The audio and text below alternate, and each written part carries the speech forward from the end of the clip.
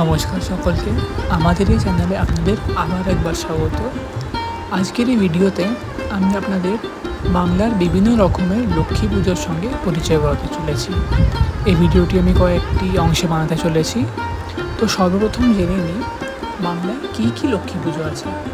প্রথমে তো আছে কোজাগরী লক্ষ্মী পুজো, যেটা আমরা সকলে জানি। শারদীয় দুর্গা পূজার পরে যে পূর্ণিমাটি আসে আশ্বিন মাসে, কখনো কখনো কার্তিক মাসেও আসে, যদি বল মাস পড়ে, সেটা হয় কোজাগরী লক্ষ্মী পুজো। এছাড়াও কিন্তু আছে হচ্ছে দীপান্বিতা লক্ষ্মী পুজো, যেটি হচ্ছে কালী পুজোর সন্ধ্যাবেলায় হয়।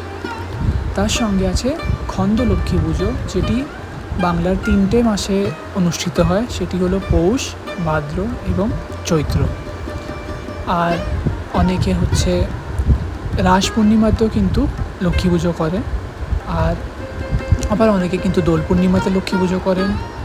আবার যে বৃহস্পতিবার আর পূর্ণিমা, এরকম খুবই বছরে একটা দুটো তিথি পাওয়া যায়, খুবই কম পাওয়া যায়।